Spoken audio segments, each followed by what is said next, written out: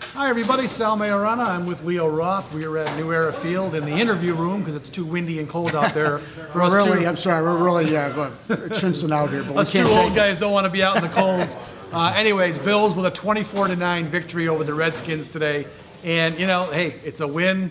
Ugly as it was, they are 6-2. But Leo, there's a lot of things I think to be concerned about here. I mean, again, they are 6-2, and they are beating the teams that we think they're supposed to beat. But man, as this thing goes on and they start playing better teams, they've got to play better than they played today. Yeah, well, I think that's probably what everybody's going to draw out of this game against Sal, kind of like the Miami game, is that it's not the Bills' fault that they were handed a schedule as easy as I've been calling it, as easy as a C-spot run, but and they're 6-2.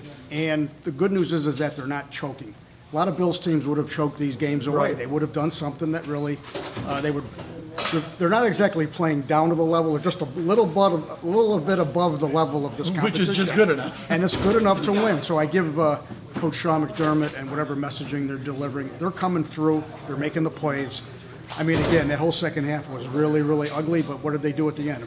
Great big defensive stand, Right. flipped the field, and they got the clinching touchdown. You're right. Biggest problem in the first half was, the offense actually did a pretty good job outside of that horrendous sequence at the goal line where it took them 4 cracks to get it over from the 1. Otherwise, they scored on 3 possessions and had a kneel down at the end of the half. So that was fine, but that defense, Leo, Adrian Peterson's 100 years old. He looked like he was Adrian Peterson from 2005. In the first half, he had 100 yards. Now, they did a better job in the second half. He did not get off on them in the second half.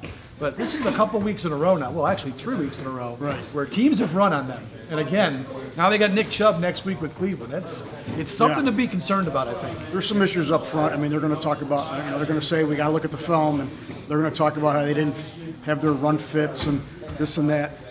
Right now, the opponents are giving them fits. They are finding ways to gash them up them, and it's mostly up the middle, which is really concerning.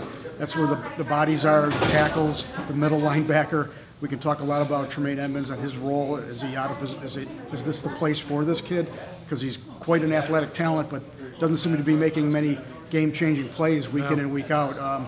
Hey, it was a joy to watch Adrian Peterson go to work on the flip side, and not so much for Frank Gore, Buffalo's Hall of Fame counterpart, but big day for the rookie Devin Singletary. What a thrill for him being on the field with 2 Hall of Famers, and here's the rookie, and he really came into his own today. Yeah, he really did. They finally had a game plan early on to get him involved. First time all year. He started the opening day and then didn't hardly touch the ball until the second half. Today, it was a concerted effort to get him the ball on the ground and in the passing game. I think he had 95 yards rushing, another 45 receiving. So that's the kind of performance that I think the Bills have thought he was capable of right along. That's why they picked him in the 3rd round. It was just nice they finally gave him the opportunity to do it. And he really was the player of the game. He was the player of the game.